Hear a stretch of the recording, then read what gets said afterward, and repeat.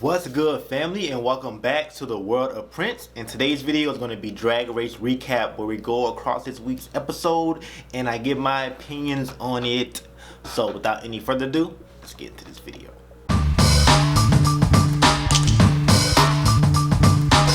So starting at the beginning, it shows that Jan is going into panic mode because all the other girls unanimously picked Yara to go home, and she picked Akira. So she went into like this whole panic mode thing, trying to explain her decision.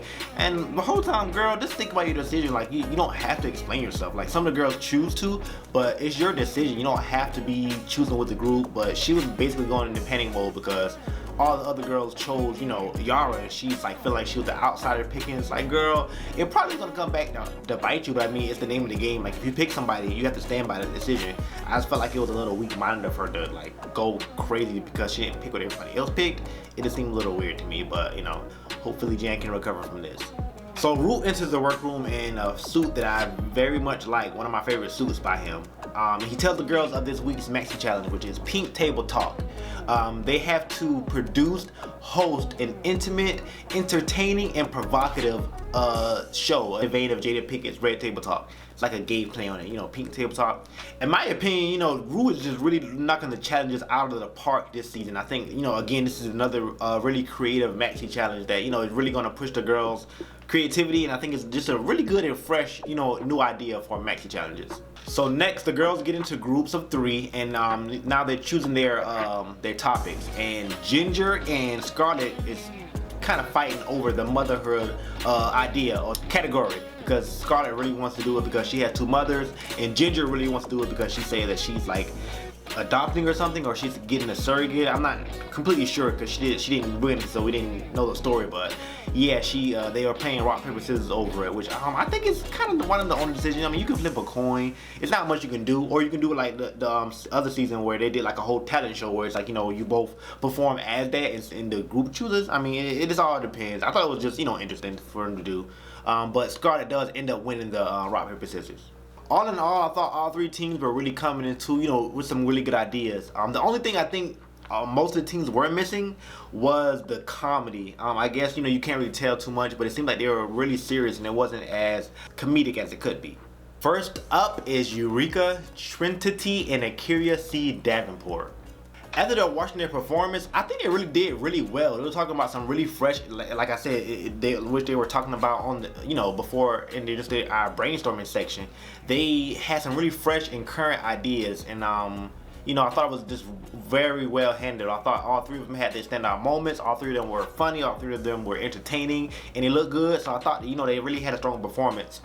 Trinity again was a standout to me. She just seemed to be so in control, and the issues she was talking about the whole the stigma of having HIV and things like that. I thought how she carried it, and her overall performance was a standout for me. But again, overall, I thought their team just did overall really good. Eureka formed Eureka position was basically like the glue of the group. She was kind of like the comic relief. She was saying some topics too, but it was mostly funny stuff. And I thought that she worked as the glue of the team. She just really helped them together, and they did a really good job in my opinion. Next up is Sonique, Raja, and Scarlett. I was actually surprised on how well they did. Theirs was a bit on the emotional side for me, but I overall liked it. Raja and Sonique specifically had this little moment that I thought was just really special, where she was talking about how hurt she was, and Sonique was like, basically, to paraphrase it, she was saying that it's like a something that she goes by, that don't let that hurt kid make your adult decisions. I thought it was really powerful, and there's a really cute moment between the 2 where they share like this little moment of kind of relating to each other. So I thought that was a standout for me. Scarlett was just a bit off to me. She just seemed weird how she was like cutting in and out of her boy character and talking about her 2 mothers. I thought it was a interesting story, like it was, 2 mothers meeting and sons of drag queens. It just all an interesting story. I don't think the way he was presenting it, or she was presenting it, was kind of strange. It just felt very weird, like the way he was talking about it, like kind of like switching in and out of character. It just seemed kind of ingenuine, honestly. I just didn't enjoy it myself. I just didn't really learn anything new about Scarlett. It was just, she was talking about 2 mothers, and that was something new, I guess. But I didn't learn anything new about Scarlett at all. And I thought she was definitely just like the weakest link in the team. Next up, we have Ginger Minj, Jan, and Pandora Box. I think they did fine. They definitely were not my favorite of the three groups. I think Ginger basically carried the team. Like, besides her, I don't think, you know, the other two did anything remarkable. Pandora Box was seeming like she was like in her shell. She didn't speak too much. She just like kind of gave her little 2 cents and said a little bit here and there. And she spoke about body dysmorphia slightly, but she didn't really give anything too much. Jan just was, you know, typical Jan. She was just, I don't know. She was basically saying literally the same thing she said at their brainstorming table ideas when they first got the idea. She was saying literally that same thing, and it didn't fit into what they were saying. She just seemed like she was just off. It just didn't seem cohesive to me at all. Yeah, I think the group did bad. Ginger did well in the group. You know, she was talking a lot about her, you know, her situation, how she, you know, she had that whole issue with her, you know, body and everything. And it was interesting, and it was fun to hear, and it was funny. But the other two just were so bad that I think the whole group as a whole did poorly. But Ginger was a standout for me in that group. That's the end of that, and I think they overall did good. Again, it was a very fresh idea, and I'm glad that they performed well in it. Next is the runways, and the category is Clash of the Patterns. First up is Trinity K. Bonet in like an African-inspired Wakanda look. So I actually fell into this look. I think she looked like a rich African queen. I just love the way how well constructed it looked, and you know, those patterns just, even though they did clash, they went really well together. She looked to me like an African princess queen, or African princess, or African queen. So it's an absolute 2 for 22 for me. Next is Eureka, giving us a gown eleganza. Eureka looks fine in this. It's nothing spectacular, but it definitely fits her well. It hugs her hips, you know, it is cinch. She looks great. I really did like her hair, but you know, it wasn't like, it didn't knock me off my feet, but it definitely was a good look for Eureka. Definitely a strong week for her, and I have to give her a 2. Next is Akira C. Davenport coming down the runway in like a measuring tape bondage look. I'm not sure what that is in her hand, but a heart maybe? Whatever it is, she looks amazing. I'm not completely sure about what she was. I see that she kind of like wrapped in measuring tape or something. It's very well made, I will say that. Like, it's just super creative, and another, you know, successful week for Akira as far as runway goes. I thought she did a very good job. It was a, you know, well made garment. It looked, you know, fresh and new. I never seen anything like it, and I think it's, you know, just a strong week for Akira.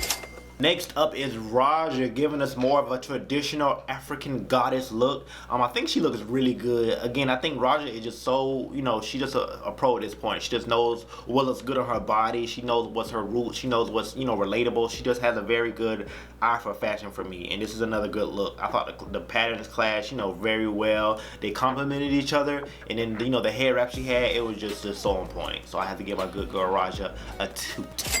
Next, we have Sonique in like a leopard look. I thought Sonique just looked very phenomenal. Again, Sonique just hasn't had one bad runway this season. She just looks great every week, and this week is no exception. She just looks amazing. I thought the hat really made it, but I thought even without the hat, the dress was just, well, the skirt, whatever it was well constructed. It just, that hat was just that extra, you know, tip. It just looked amazing. You know, another great week for Sonique, and you know, of course, I'm giving her a 2. She looks beautiful. Next, we have Scarlett, and she's in a look where she, her grandparents or something, it was like they're in the Navy, and that's what the dress is made out of. Honestly, it wasn't my favorite. I think the dress was well made, and her makeup was beautiful. She looked gorgeous. She looked, you know, just like they said, one of those 1930s, 1920s, you know, actresses. She just looked timeless. You know, her makeup is always beautiful. I just thought the dress was simple. Like, she explained it, and it was like, okay, girl, but the dress doesn't look that flattering. I mean, it looks fine, but it doesn't look anything special. So I'm not gonna give it a boot, but a very, very, very soft toot for Scarlett. Next up, we have Jan in a bag lady look that I'm honestly not crazy about. The more I looked at it, the worse it looked. It was like, I don't know exactly what she was going for. She was like a lavender rich girl going shopping, but it didn't give me that. I don't know what it gave me. It gave me a cheap look, honestly. It wasn't my favorite. It was more giving me shopping at your local, like girls shopping at your local mall. Like, it really wasn't giving what it was supposed to give. And unfortunately, I know this is terrible, but I have to give Jan a boot. Next, we have Ginger Minj in like a safari woman thing. I thought it was actually well made. It's surprising that Ginger is doing so well runway wise, because I usually don't like her runways, but this one was creative. It was, you know, the colors went well. I like the way the hat fit her, and her hair was kind of swathed in the hat. I thought it was just a cool look. It fit her well. I thought, you know, this is a strong week for Ginger, and I have to give that a 2. Last, we have Pandora Box, and what she says is a Nightmare Before Christmas homage dress with like clashing patterns. I think she looks fine in it. It honestly is probably the best she looked all season. It still wasn't my favorite, but I think it was well constructed, and she kind of had a story, a background with it. So I give her a pass. It still wasn't my favorite look, but it was probably the best I think Pandora looked all season. So I give her a 2.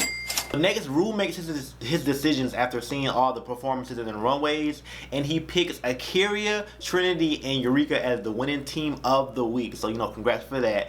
But a little twist, he doesn't pick a member of that team. He picks Ginger Minj as the top All-Star of the week, which I was like, whoa, that was, you know, I can see it. She did fine, but it's Ru's decision at the end of the day. But, you know, I still think Trinity should have won that week, because she just, you know, did a good job. So Ru reveals that the bottom girls of the week are Sonique, Scarlet Envy, and Jan, which I mostly agree with. I do think they did the weakest, and they did have the weakest runway performances and performances overall to me.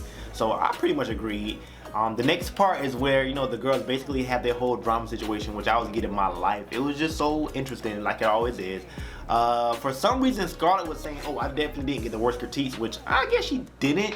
But for me, if someone says you made me feel uncomfortable, I don't see that as a positive. You know, I see that as like definitely a negative. It's just like I don't necessarily like what you're giving. Is what it gave me. But you know, the girls are showing their, you know, their fight, and Sonique is, you know, stepping out of her shell with and saying, you know, I'll speak louder, which I hate to say this, but I don't know how much longer how much longer Sonique is gonna last, because it seems like all the other drag queens outside of this competition says that she's not that type of person. She's not a big personality. She doesn't do all those things. So it just seems like it's gonna be a kind of an uphill battle for her. But I love Sonique. I think her looks are amazing. I love everything she does. But you know, I just have to be honest.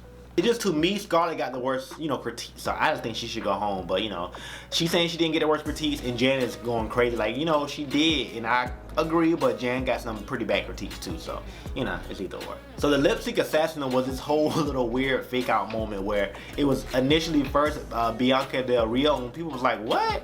How can you be a lip sync assassin? We never seen you lip sync, mom. So she's like, no, I don't have to lip sync, and she does this whole thing, which I was like, okay, bye, Bianca. You just want to have your little moment, which is fine. So the next lip sync assassin comes up, and it is revealed to be Mayhem Miller, and I was like, okay, Mayhem, she is a lip sync assassin. She is sending a lot of people home with her lip sync. You know, she does qualify, I guess.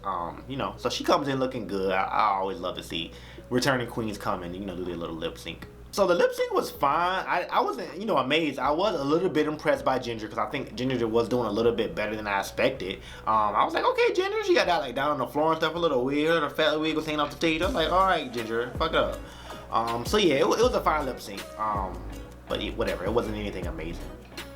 So Ru makes the decision, and he picks Ginger Minj to win the lip sync, and it's crazy because Ginger won $30,000. It's insane. It's like she won as much as Further Down Under won the whole season. She won that whole thing in one night. It was just insane. Then another twist, gives $2,500 of those dollars to her teammates, because she was like, you know, they were the reason why she won and whatever. It was noble, and it was just, you know, overall, you know, it was a good time. So Ginger reveals that she has chosen Scarlet Envy to get the job, and I was sad to see her go, and I can see that Scarlet was just devastated by the news, and you know, rightfully so. You know, this is her dream, but I thought it was her time to go. You know, I think she did okay, but you know, just the fact that Ru said she was uncomfortable in her critiques, I just do think it was the right decision, which, you know, she had to make. Overall, I thought it was a pretty good episode. I think it's going to get even tighter the more we get down this week, because it's getting really close and it's only getting to the best of the best. My early prediction next week is either going to be Scarlett or Sonique that goes home. They just seem like the weakest coming up so far, so those are my predictions. And who's going home next week, it's probably going to be, in my opinion, Sonique or Jan, because they just don't seem like they're performing that well and they're getting in their head. I want to thank you guys for making it to the end of this video. Don't forget to hit the notification bell to get updates for next week's episode, and tune in next week for next week's recap. This has been Prince, and I'm out.